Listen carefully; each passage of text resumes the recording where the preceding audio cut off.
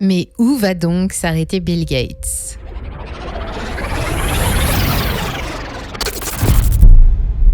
Jusqu'où ira-t-il comme ça ? Et surtout, qu'est-ce qu'il veut exactement ?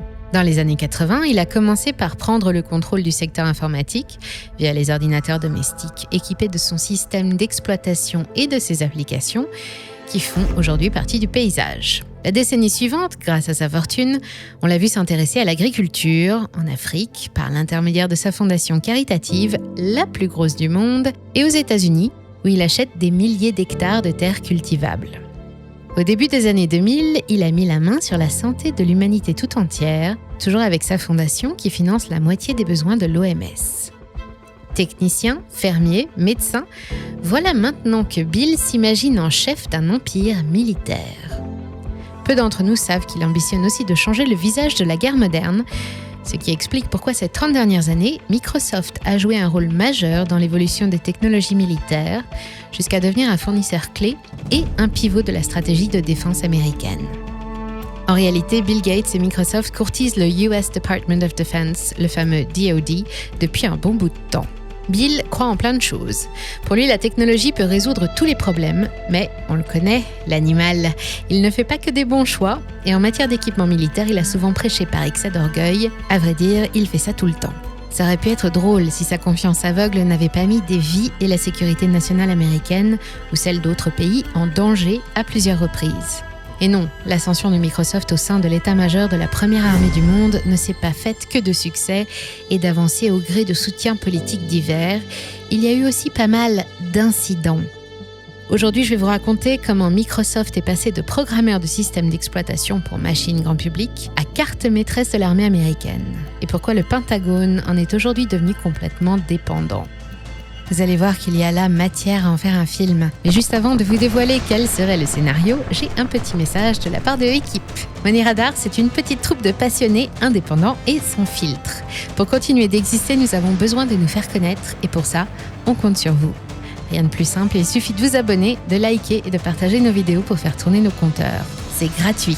Et pour vous remercier, on vous prépare chaque semaine une newsletter extra avec au menu des actions, des cryptos, des outils, des infos et les bons conseils pour bien comprendre le monde de la finance. Le lien est dans le descriptif. Merci 350 000 fois à toutes et à tous pour être aussi nombreux à nous suivre et soyez les bienvenus sur Money Radar.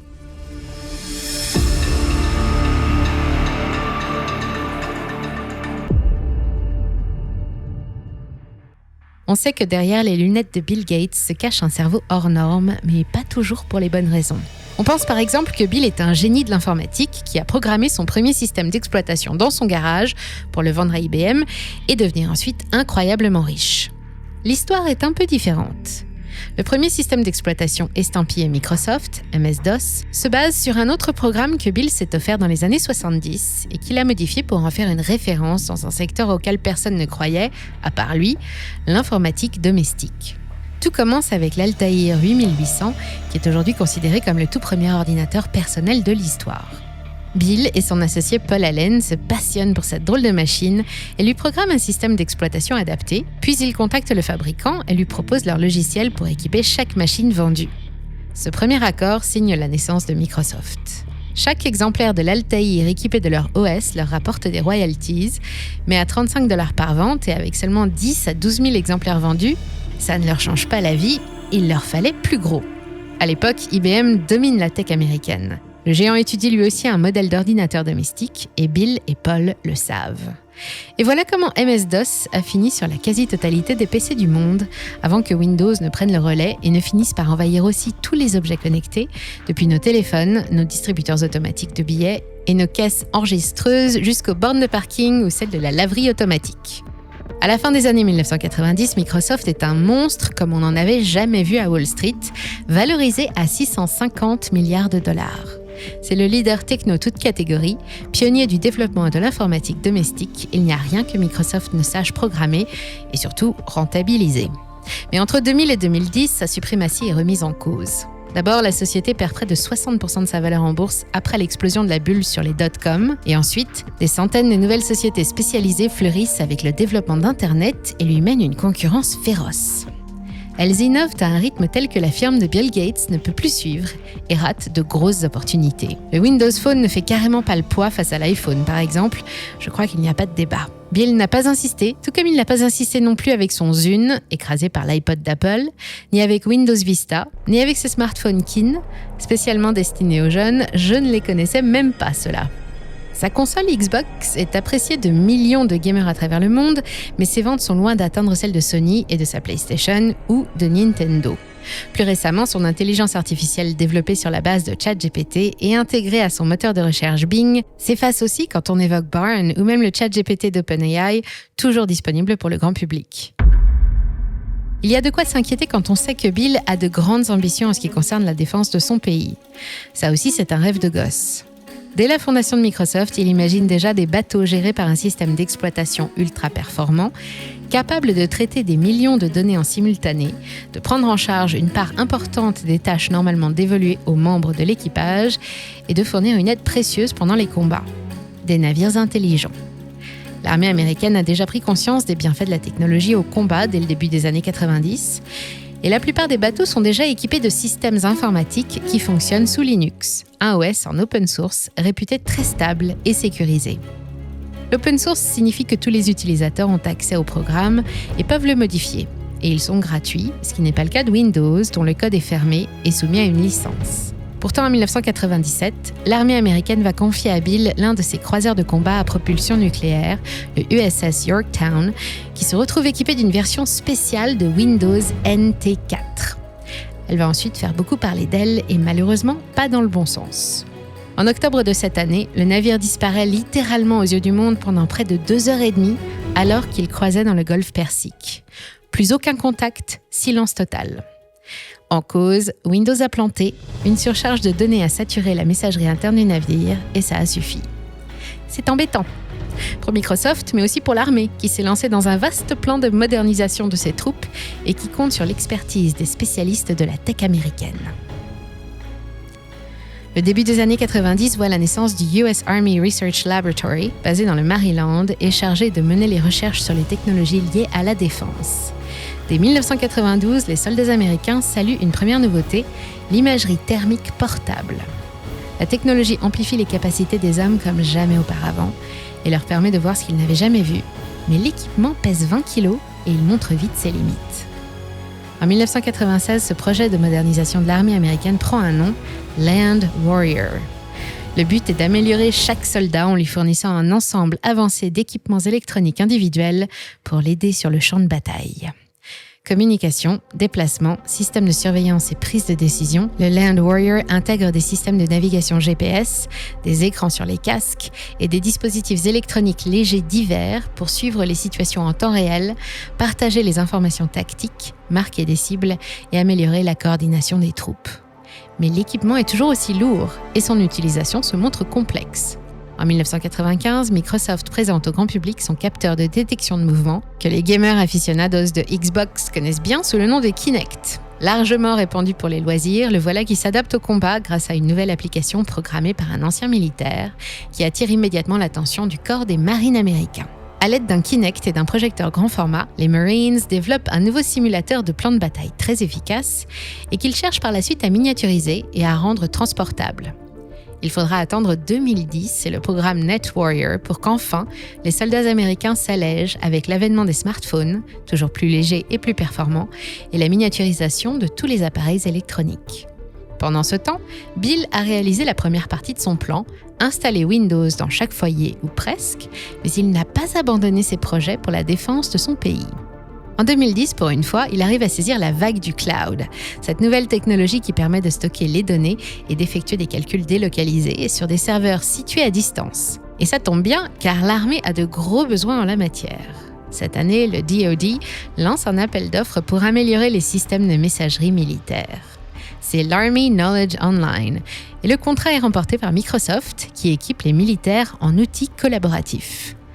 En parallèle, et toujours en 2010, l'armée lance un autre programme d'une toute autre envergure baptisé JEDI pour Joint Enterprise Defense Infrastructure, ou grosso modo en français, infrastructure de défense avec entreprise conjointe. À partir de ce moment, la défense américaine commence à réfléchir à la migration complète de son système et de ses données sur le cloud. Une réflexion qui va prendre du temps et se concrétiser seulement 8 ans plus tard, d'une drôle de façon comme nous allons le voir. Pendant ce temps, la firme de Bill Gates remporte un nouveau contrat, le projet IVAS pour Integrated Visual Augmentation System avec son HoloLens. C'est un casque de réalité augmentée conçu pour fournir aux soldats des informations en temps réel où qu'ils se trouvent en affichage tête haute. Il intègre des fonctionnalités destinées à améliorer la réactivité et la prise de décision, comme la vision nocturne, la cartographie en 3D, la détection d'ennemis ou n'importe quelle autre donnée liée au contexte qui apparaît sous forme holographique dans le champ de vision. L'HoloLens est un dispositif impressionnant, mais il a aussi ses défauts. Conçu au départ pour une utilisation gaming, mais trop cher pour le grand public, il est recyclé en produit destiné aux professionnels. Il est lourd et difficile à supporter pendant plusieurs heures, les mises à jour sont trop fréquentes et l'autonomie de ses batteries est encore trop limitée pour des hommes qui évoluent sur des terrains où les prises électriques sont plutôt rares. Néanmoins, 100 000 soldats vont recevoir le leur et le projet IVAS rapportera en tout presque 22 milliards de dollars à Microsoft. En 2018, c'est un autre contrat à 10 milliards de dollars sur 10 ans qui déboule sur le marché. Le fameux projet Jedi entre en exécution et forcément, il y a beaucoup de candidats, d'autant plus qu'au départ, il n'est destiné qu'à un seul fournisseur. À ce moment-là, Microsoft est un peu dans le creux de la vague. Après tous les échecs commerciaux et les critiques essuyées par ses produits, il voit l'occasion de se donner un nouveau souffle. En bourse, l'action vient seulement de revenir à son niveau d'avant la crise de l'an 2000 et il lui faut un nouvel axe de développement. Ce sera l'armée. Mais la file d'attente pour Jedi est bien fournie. Microsoft est en concurrence avec tous les grands noms de la technologie, IBM, Amazon Web Services, Oracle et Google. Pourtant, à la surprise générale, c'est Azure, sa plateforme de cloud computing lancée 10 ans plus tôt, qui remporte le marché en octobre 2019. L'offre de Microsoft s'avère pourtant moins performante que celle de ses concurrents, en particulier celle d'Amazon, qui conteste immédiatement la décision. On soupçonne même le président Donald Trump en personne d'avoir passé les consignes auprès de son état-major pour attribuer le dossier à la firme de Redmond. C'est vrai qu'il n'apprécie pas spécialement Bill Gates, mais il déteste Jeff Bezos encore plus. Malheureusement, la joie de la victoire aura été de courte durée, parce qu'évidemment, devant la levée de boucliers, l'attribution du projet est annulée et l'armée doit revoir ses plans. Ça tombe bien car personne ne voyait d'un très bon œil que des données aussi sensibles et stratégiques de l'armée américaine soient confiées en intégralité à la même société. Elles seront donc finalement partagées entre les 5 candidats de départ, malgré l'abandon de Google en cours de route qui a choisi de ne pas travailler pour la défense. Microsoft aura sa part, elle est plus petite que prévu, mais Bill n'a pas de quoi être déçu. Sa société resserre encore un peu plus son étreinte sur les systèmes militaires américains et elle va profiter du mouvement de désarmement des sociétés de la tech entamé par Google. À partir de 2010, elles choisissent d'affecter leurs ressources à d'autres projets et se détournent elles aussi de la recherche militaire. La voie est libre. En 2020, la créature de Bill est devenue le premier fournisseur de solutions logicielles cloud et outils collaboratifs de l'armée américaine. Son nom s'affiche aux côtés d'IBM, de Lockheed Martin, de Boeing ou encore de Raytheon et de toutes ces sociétés qui aident fièrement l'Amérique à se protéger et protéger ses populations de l'agresseur extérieur. Bill sourit. Il sait que ça n'est pas demain qu'on pourra le déloger. Et oui, vous avez vu le contexte ? Entre la Deuxième Guerre froide contre la Russie via l'Ukraine et l'OTAN et les provocations régulières de Pékin au sujet de Taïwan, les budgets de l'armée américaine, toujours la première du monde en 2023 selon le classement Firepower, n'en finissent plus de grimper d'une année sur l'autre. Une aubaine pour ses partenaires, dont Microsoft, qui lorgne à présent sur le projet Replicator, 5,8 milliards de dollars pour lever une armée de 2000 drones chasseurs pilotés par une intelligence artificielle. Après les bateaux intelligents, l'heure est aux avions de chasse malins, sans pilote, furtifs. Le Pentagone appelle ça la nouvelle génération de domination aérienne. Mais 5,8 milliards, c'est une goutte d'eau qui se perd dans un budget annuel de près de 762 milliards de dollars, le plus gros du monde, par exemple 230 milliards pour la Chine ou encore 46 pour la France. Ceci étant dit, ce n'est pas avec un climat international aussi chaotique que l'état-major de l'armée américaine va soudain se mettre à chercher d'autres prestataires, même si les prestations sont imparfaites. Ainsi, en 2021, une deuxième livraison de 120 000 nouveaux casques HoloLens estampillés Microsoft ont rejoint les stocks militaires pour un demi-milliard de dollars. Malgré les protestations du personnel qui préférerait que Microsoft se contente de fabriquer des armes pour Call of Duty et les critiques au sujet du dispositif en provenance des soldats eux-mêmes, le contrat de fourniture de casques à réalité augmentée est renouvelé pour 10 ans et 21 milliards de dollars. Mais que les employés se rassurent, il a été annulé aussi sec. Il semble qu'encore une fois, la qualité attendue ne soit pas au rendez-vous. Chez Microsoft, ce n'est qu'un contretemps, la technologie HoloLens évolue rapidement et il ne manque que quelques ajustements. Ah oui, Bill sait aussi soigner le service après-vente, c'est un minimum. C'est peut-être pour ça que l'armée américaine est devenue dépendante des technologies Microsoft, aussi dépendante que la population civile. Le personnel militaire est désormais imprégné de Windows, d'Excel, de Bing, tout comme nous, depuis qu'ils ont fait leur entrée dans notre quotidien. Dès l'école primaire, les enfants découvrent l'informatique sur Windows. Ils font leurs études avec Office, connaissent Bing et savent utiliser Internet Explorer. C'est là-dessus que Bill Gates se joue aussi pour se frayer une place au cœur des armées américaines et, si possible, celle de ses alliés. En Europe, Windows s'impose aussi un peu partout, mais pas pour les mêmes raisons. Pour la plupart des dirigeants militaires européens, travailler avec des produits américains fait peser un risque important sur la sécurité des données nationales. Pourtant, les produits Microsoft sont présents partout. Rien de tel qu'une manette de Xbox pour faire évoluer des engins complexes et délicats sur des terrains accidentés comme l'Orox, ce prototype de robot-mule armé franco-allemand destiné à équiper nos troupes dans un futur proche. Mais l'image est moins réjouissante quand on sait que le choix de passer par Microsoft n'en est pas vraiment un. Prenons l'exemple de la défense française liée à la firme depuis 2009. 2 ans plus tôt, la direction de la Gendarmerie nationale a annoncé vouloir migrer son système informatique vers des logiciels open source et alléger ainsi la facture logicielle de 70%. C'était sans compter sur OpenBar, un contrat d'équipement signé avec Microsoft destiné à toutes les informatiques de tous ses corps militaires. Pourtant, quelques semaines avant la signature, OpenBar a été proposé pour examen à un parterre de 15 experts qui déconseillent alors fortement de signer. Leur avis met en avant le risque élevé de perte de souveraineté nationale, avec la possibilité de voir la NSA, les services secrets américains, débarquer à tout moment pour contrôler le système informatique de l'armée française, et tout ça sans compter qu'il coûte cher. Et pourtant, le pacte est signé pour 617 millions de dollars, sans respecter la procédure classique d'appel d'offres. Depuis, OpenBar a été renouvelé en 2013, en 2017, en 2021, officiellement pour éviter des pénalités contractuelles. Alors on s'est demandé, qui est cette armée française qui préfère enrichir une société étrangère plutôt que de faire des économies budgétaires ou encourager les fabricants logiciels nationaux, et pourquoi un tel choix ? Selon les propres justifications de la DIRICI, la Direction interarmée des réseaux d'infrastructures et des systèmes d'information, c'est l'OTAN qui impose Microsoft. L'OTAN a elle-même fait le choix des solutions Microsoft et dans un souci de normalisation des outils, tous ses membres doivent faire de même. Ça en fait des contrats.